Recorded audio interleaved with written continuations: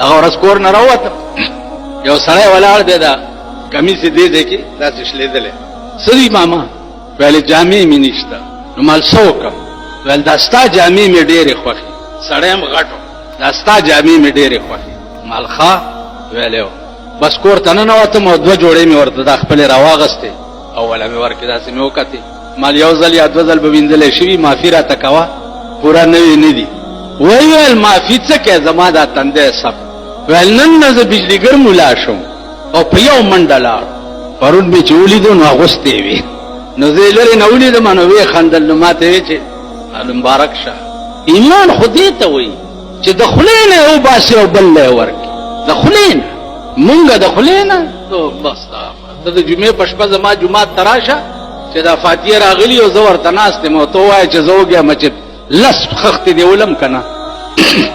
عزیزانو داسې یو دوکه د نفس ته چې مونږ پکې پراته یو، دوکه د نفس ته په ټولو عباداتو کې.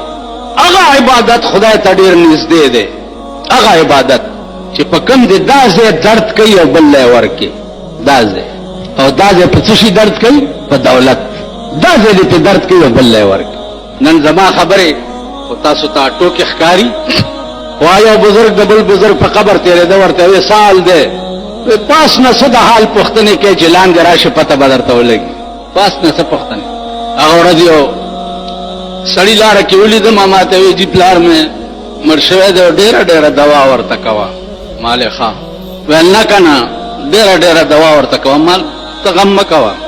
چې ته تېر شوم ملګرو راته ویې دا تا خو مال د ده د پلار ټول عمر په سود کې تېر، ټول عمر په سود به یې پیسې ورکولې، ګاڼه ځایونه به یې اخېسته، ګاڼه ځمکې به یې اخېستې، د هغې حاصلات به یې خوړل، ټول عمر د ده د پلار دا کار. او زه که ډېره ډېره دوا ورته وکړم نو خدای پاک خو یې پرېږدي نه. نو اندازه وکئ چې پیغمبر په چا ګواه شي چې ان قومي، زما قوم چې دی هغه ستا قرآن په ټوکو نیولی. څه به کي؟ ډېر خلق داسې دي، مړی وشي دیرې ته یو عهدنامه یو کتاب دی، هغه یو سی ورته په سینه کې، یا جومات ته کمیس راولیږي په هغې ورته بسم الله لیکي. ټیک شو. څوک په دیره لګوي چې داسې غوړ غوندې مړی یو خاني یا نوابي که نه، نو لوټې لاس کې نیولي او لګیایي داسې ګرځي او آیات کرسي وایي او پیچوفکوي او دا دې سپېږمو ته ور واچوي. رنګ رنګ تماشې به په دیرو وګورئ، رنګ رنګ. دا ټول غلط په دې اصل کې. عزیزانو زه چرې دا اورېدو خبرې نه کوم، دا د قبر معاملې ما ته خدای په دنیا کې ښودلي دي. دنیا کې والله چې داسې مې لیدلي دي چې 15 کاله پس رایستی دی او د لمبا پرخې همغسې په ګیره کې نښتې وې، داسې ثابت و. د هغه کار څه د هغه کار دا و چې په دې پېښور کې د هغه نه دولتمند سړی نه و. کار یې دا و چې ښي او ګس طرف ته به د بوجو کې پیسې پرتې وي، نو 4 قسم غریب به راغی، موټې به یې ډکول او ورکول، به یې شمارلې به نه، ټول دولت یې داسې خرچ کړی. نن دولتمندو ته وګوره، دنیادارو ته وګوره. سال زه روزانه په دې خپل علاقه کې چې چېرته زه اوسېږم، روزانه د دې جومات او د دې نورو جوماتونو چڼي راغواړم او یو نوړی ترې خورم چې قسم مې په ځای. دا په بازار کې دا چولو والا نه وي، دغه چولو والا چولې ورته په کاسه کې اچولي، خوروا پکې نه وي چېرته کاسه کې. نو بله ورځ مې طالبان چې وکتل نو چولې مې یو خبره را یاده شوه. یو ملا له یو ورځ چا چکه راوړه، چې چکه یې راوړه نو جنۍ ته ملا وویل چې تاسو خو چېرې وظیفه هم نه ورکوئ، دا ماسته دې نن څنګه راوړه؟ ویل استاد دا بیګا کټوای پیشو جوټه کړې وه، نو مور مې وی چې تویوی یمه ملا له یوسئ. دې ملیانو نه ته تمه کوې چې راشي د پلار مې مړ دی ورپسې دوا وکړي، مړه خدای راستي کوي. نو ملا هغه کټوای په ځمکه وویشته. نو جنۍ په ژړا شوه، ویلې ولې ژاړې؟ خو بس یا خوړلې او یا توی کړي. ویل نه مستو پسې نه ژاړم، دې کټوای پسې ژاړم، نیا به مې ووهي. ویلې ولې؟ ویل دې کټوای کې به مې نیا د شپې متیازې کولې، پخوا به بهر څوک د یارې نه راوته نو کټوه به یې دننه کوټه کې ایښې وه تشو متیازو دپاره. ویل دې کټوای کې به مې د شپې نیا متیازې کولې. زمونږ کور سره جومات دی نو طالبان مونږ داسې غوړ ساتي او دا مې ورته ویلي دي چې روټۍ کمئ نن بهي نه یو سا پیسې ما ناله، ترکاري کمئ دکان نه یو سا پیسې ما ناله. خبردار چې چاپلوسي ونه کړي چا، خبردار ته به بخلی کېږي. ټوکې دي یا مخول دی؟ دین نه دی، مخول دی. که تاسو خیال وکئ قرآن کریم کې یو واقعه ذکر ده. خضر علیه السلام سره یو پیغمبر ملګری شوی، هغه ورته وایي چې داسې چل دی چې ستا ما سره وخت تېرېده به ګران وي، زه به داسې کارونه کوم چې هغه ستا علم به هغه نه مني، ما سره به جګړه کوي. هغه ورته ویل ګزاره به کوو. څنګه دی 14 سپارې آیات؟ قال الم اقل لك انك لن تستطيع معي صبرا. دا آیاتونه د سر نه ووایه، پاسه نه وایه، بس ټیک. دا 14 سپارې سر 14 سپارې د سر آیاتونه بیا وګورئ. زه یو ټکی پکې خپل مطلب د پاره وایم. دا کوم پیغمبرو چې خضر علیه السلام سره ملګری شو؟ موسی علیه السلام. خیای نو خضر علیه السلام ته وی چې دا چل دی چې گزاره وکاو. یو دوا لکانو لوبې کولې او خضر علیه السلام یو الک رونی و مړی. موسی علیه السلام ورته وی چې دا څه کوي؟ نو دی ورته وی چې قال الم اقل لك انك لن تستطيع معي صبرا. ما ته نه ویلي. موسی علیه السلام ورته فرمایل چې انی نسیتو، تیر شوم. خیر ده بیا وغږ نه. بیا یو بل واقعه وکړه، بل درې وکړي. اخر کې ورته وی خضر علیه السلام ته چې ما اوس پوه کا په درې وړو واقعو باندې، اوس په دې یوم په یوم دوه بیا ګورو. خضر علیه السلام ورته وی چې دا الک ما ځکه مړ کو چې د دې الک مور او پلار ډېر ښه مسلمانان او دا کلو شوی، نو د ده د وجې به دا مور او پلار هم کافر شوي. نو الله ما ته وی چې دا مخکې نه مړ که چې د ده د مور او پلار اسلام بچ پاتې شي. عزیزان اوس دا که تاسو خیال وکئ په ظاهر خو د شریعت نه خلاف کار و سړی وجل، لیکن د حال تقاضا دا وه، د حال تقاضا دا وه چې د نه وروسته نور نقصان پیدا کېږي، لہذا دا لرې کول پکار. نو دا خلق چې وو عزیزانو دا صاحب حالو. اوس علامه بحر العلوم لیکلي دي د مولانا روم د دې شعر په تشریح کې چې بشنوز نیچوں حکایت میں کند وز جدائی ہا شکایت میں کند. د دې شعر په تشریح کې لیکلي دي چې کان مولانا یسمع ربابا و یسمع نی، و در وقت شنیدن رباب و شنیدن نی با او حالت عجیبه تاریم شدند. مولانا روم به رباب اوریدو او شپیلی، و چې رباب او شپیلی به واورېده نو حال به پرې راغی. اوس په ظاهر خو رباب او شپیلی که تاسو خیال وکړئ دا د ګناه څیزونه دي، لیکن صاحب حال خلقو ته بیا رباب او شپیلی هم اورېدل جایز. دا پیر بابا چو اوس پیر بابا له خلق څه دپاره ځي چې ښځه یې نه وي، ښځه یې نه وي نو زیارت ته لاړ شي پیر بابا ښځې ورکوي. دا دومره لوی سړی تېر شوی دی، ده ته به هم رباب غږېدو، نو د ده دا لستوڼي ډېر لوی لوی، نو رباب به چې غږېدو نو ده به ورته لستوڼه داسې او داسې کول. یو ملا ورسره ناست و، هغه لستوڼی ونیو چې داسې کوي، خو چې ده لستوڼی داسې کو نو ملا چې کته بیا په کوی قاف کې زمانه تېره شوه، څه مسله پېښه شوه، مسله پېښه شوه نو پیر بابا ووی چې مولانا صاحب ته آواز کوي چې دا مسله حل کړي. نو چا ورته ووی چې صاحب هغه خو داسې چلو ستا لستوڼی ونیو سړی غیب شوی دی.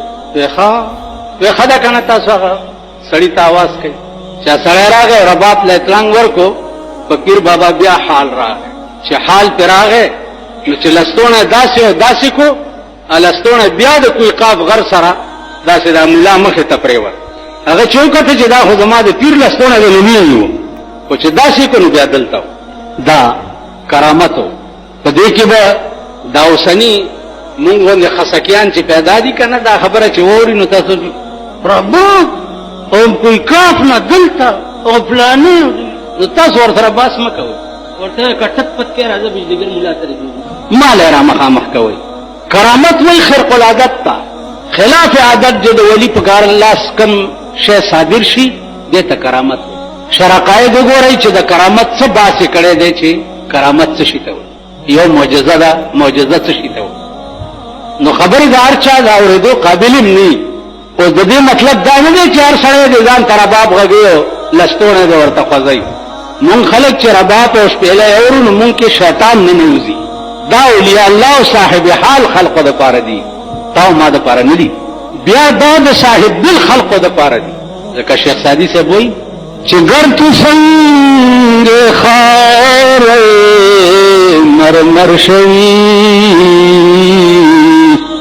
گرت سنگے خار مرمر شوی چوب صاحب بالوسی گوہر شوی کتب سارا کانے کانے دا بیابان کانے خوچ صاحب دل تورسی نو گوہر بدن جوڑش ملغلر بدر جوڑش که پیغمبر تا خدای ہوئی مولا سی او بیا زمون دا زمانی مولا دل تا قرآن ورکا چه دا تای جنازه وکړه دا تا دا خدای تا جرگه وکړه چه دی خدای وبخي تا قرآن ورکا دل یا دا جمعه پشپا دا فاتحه جمعات تراوڑه طالبانی اخری و دغی کی تو دوی قسم ورکا چه دی مڑی پسیم دڑنا دوا وکړه لارو غرق شو خدای دی کور ران کی پیغمبر تا خدای ہوئی چه زان مستره کو ان تستغفر لهم 70 مرہ کتا او یا کرتی دی سڑی دا پارا مانا بخناو غواری پخپل ذات میں دی قسمی کئی پریدم ہے نا یو دیر دا خطرناک آیات دا پیغمبر قوم تا چشپا ورس پا پیغمبر سترگی لگی دی او دا پیغمبر پا مجلس کی بناستو او جبریل راغے ہوئے چھے فمن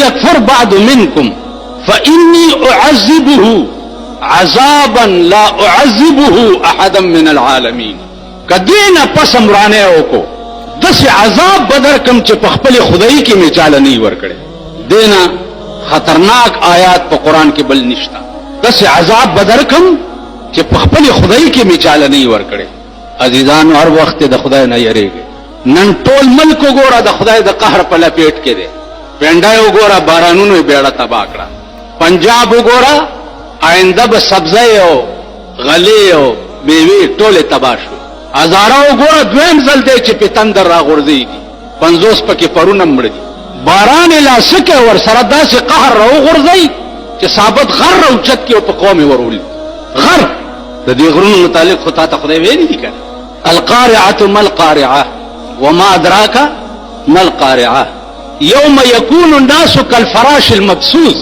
دا بنی آدم با دا ملخان غندی والوزی وتکون الجبال کالعهن المنفوش او دا غرونا با وګورئ چې د ډنډت شوي وړی په شانې به په اسمان کې د پاغوندو غوندې والي هغه نظارې درته قدرت په دنیا کې هم ښایي خو تاسو پوهېږئ نه هغه نظارې درته قدرت ښایي د غر یو غونډس کې په شان کاڼی روچت کي او خلکو یې راوغورځوي اوس په اسمان کې غر کم ځای دی د ورېځې او د پړک نه درته تندر جوړ شي او در باندې راوغورځوي او تباه دي خدای ته رجوع شئ خدای ته په خدای قسم چې عمر له بجاړئ عمر لا د نوح علیہ السلام قوم بدر نجوری چې د کشتۍ جوړول او قوم ور پورې خندل نو خدای ته وی چې یا الله دی خو ما پورې خاندي ول ورته وایا چې فلیضحکوا قلیلا وليبکوا کثیرا لغون دی خاندي دا ډېر جاړي دا سه بجاړي چې عمر لبم جراس وکړ کاولې نشي بخله کیږي به حضرت علی او بی بی فاطمه چې روزای نیولې و او جماعت ورته مخه تپروت ته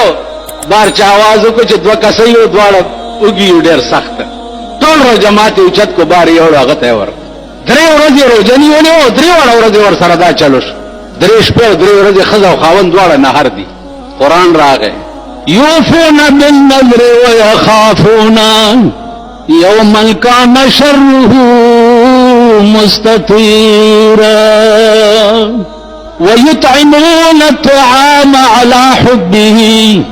ويطعمون الطعام على حبه مسكينا ويتيما وأسيرا ويطعمون الطعام على حبه ويو على حبهم كنظر وکړو ټول بجنتیان شي روټای په بلو خورا وعلى حبه سره د دې چې پخپل ورته نهارو پخپل اوږي او چته کړو بل ورک مصر خو اسم په دنیا کې خپل خار ده لیکن هغه د یوسف علی السلام د وجه بیا ډېر زیات خپل د مصر بازارونه هغه ډېر د احترام په نظر کتل شي ځکه چې د بازارونو کې د حضرت یوسف علی السلام خرید او فروخت شوی بهرحال امام غزالی د خپل فن ډېر لوی سړی یو ټکی یاد لرئ چې زمونږ دا زمانہ د هر قسم فتنو شکار ده د هر قسم د دنیاوی فتنو هم زمونږ دا زمانہ شکار ده او د دینی فتنو هم زمونږ دا زمانہ شکار دادا سے عجیبه زمانہ ده که خکار کې به څوک نه پریدي او که بدکار کې نو به څوک نه پریدي که خکار کې دشمنان به ډیری او که بدکار کې نو داغه خو سوایا بلکې دادا سے زمانہ ده که بدکارونه کې دوستان به ډیری نو د دې وجنه دا زمانہ دا هغه حدیث مصداق شوی دا رسول الله صلی الله علیه وسلم فرمایلی دي چې یاتی علی الناس زمان لا يبقى من الاسلام الا اسمه ولا يبقى من القرآن الا رسمه زما په امت باندې به یو داسې زمانہ راشي چې اسلام بچا کې پاتې نشي صرف نامه به پاتې شي قرآن به پاتې نشي کم غرض له چې قرآن دنیا ته راغلی دی هغه پاتې نشي الا رسمه مگر هغه رواج به پاتې شي اوس په ټول پاکستان کې تاسو وګورئ ژوندي په اعتبار د عمل سره قرآن ته نږدې نه راځي د قرآن اس فیصله چې ده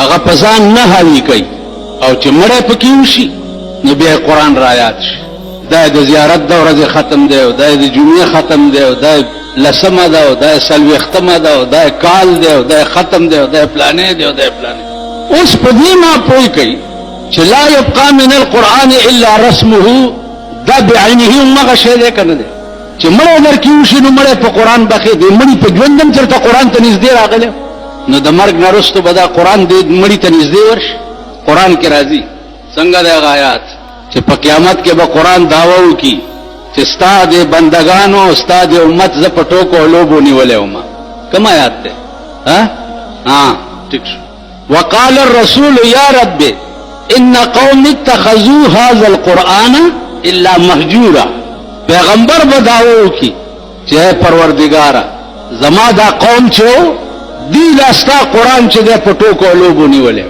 اوس تاسو په ایمان ووایئ مرګ نه وروسته خو پته نه لګي د هر چا قبر به ځان لئ چې دننه پکې اره بلایي خو عمومي طور باندې وګورئ چې پیغمبر واحد وکیل به په 1,40,000 پیغمبرانو کې به واحد وکیل رسول الله صلی الله علیه وسلم واحد وکیل بل څه بني اوس هغه بین الاقوامی وکیل چې د خدای په مخ کې په خپل امت باندې دا دعوه وکړي دا به څه چلی